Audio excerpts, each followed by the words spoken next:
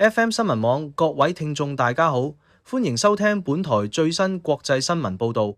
今日焦點嚟到日本北海道地區，一項最新地震研究引發廣泛關注。根據新唐人電視台2026年2月10日報導，日本靜岡大學同日本海洋地球科學技術廳組成嘅研究團隊喺2月6日正式公佈一項重要發現。北海道十勝沿岸近海海底板塊邊界應力持續累積，而且累積程度已經達到相當高水平，意味住呢個區域已經具備發生超大型地震嘅基本條件。研究團隊利用日本氣象廳提供嘅地震數據，分析咗2000年至2025年期間北海道近海至東北近海板塊邊界附近所有2.5級以上地震嘅發生頻率同比例，透過科學計算方法估算出地殼內累積嘅應力值。結果顯示，十勝近海區域應力正不斷增加，每年累積幅度都有明顯上升趨勢。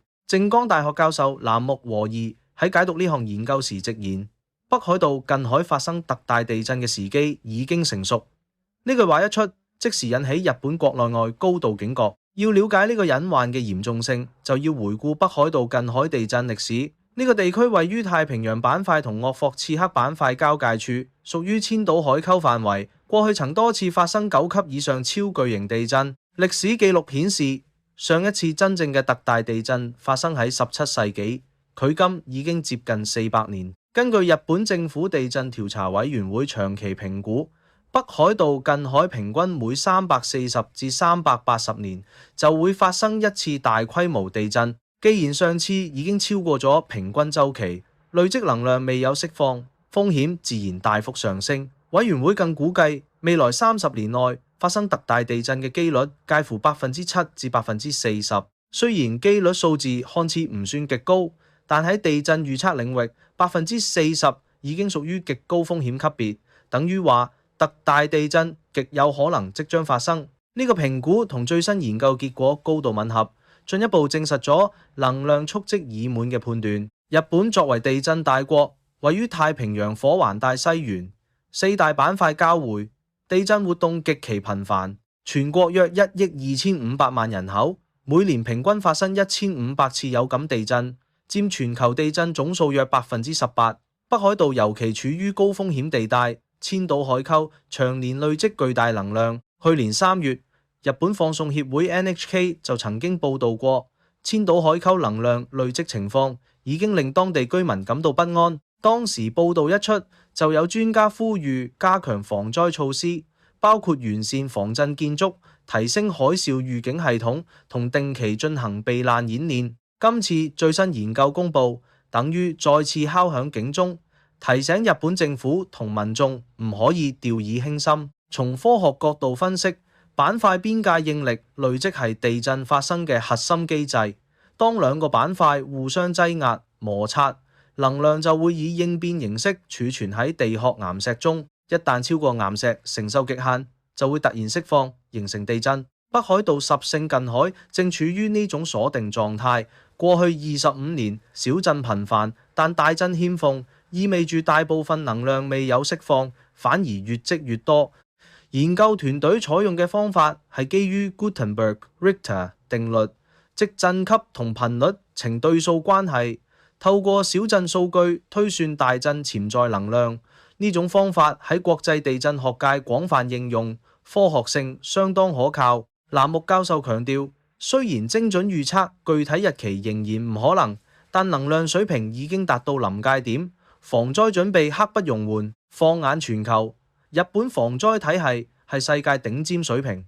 從1995年阪神大地震到2011年東日本大地震，日本不斷升級建築抗震標準、海嘯防波堤同緊急疏散系統。北海道當局近年亦有針對千島海溝風險推出專門防災計劃，包括模擬9級地震同30米以上海嘯嘅綜合演習。但專家指出，即便基礎設施再完善，人們嘅防災意識同應變能力仍然係關鍵。尤其喺冬季，北海道氣溫極低，海嘯加雪災可能造成複合災難。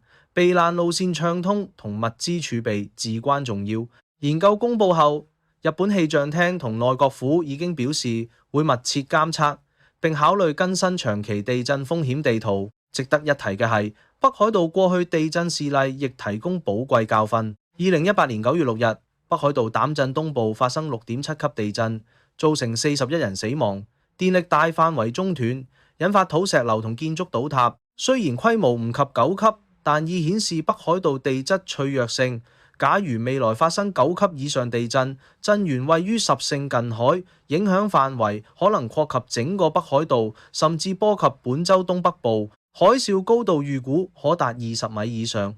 沿岸城市如崔路、大廣同根室將首當其衝。東京大學地震研究所早前模擬顯示，若千島海溝全段破裂，死亡人數可能超過10萬，經濟損失達數十萬億日元。日本政府地震調查委員會每隔數年就會更新全國地震概率地圖，北海道近海一直被列為最高風險區域之一。今次研究進一步強化咗呢個判斷。專家呼籲民眾應該準備地震應急包，包括水、食物、藥品、手電筒同收音機。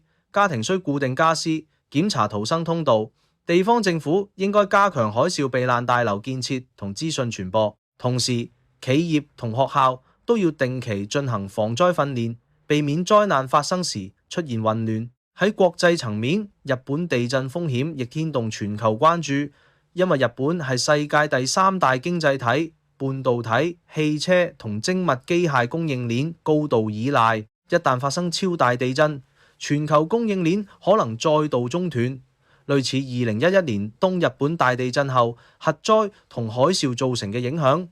亞洲鄰國包括中國、韓國同台灣，亦需關注海嘯跨洋傳播風險。國際地震學界近年加強對千島海溝監測，透過海底地震儀同 GPS 站實時追蹤板塊運動，期望提前捕捉前兆信號。總括而言，北海道十勝近海應力累積已滿，特大地震隱患迫在眉睫。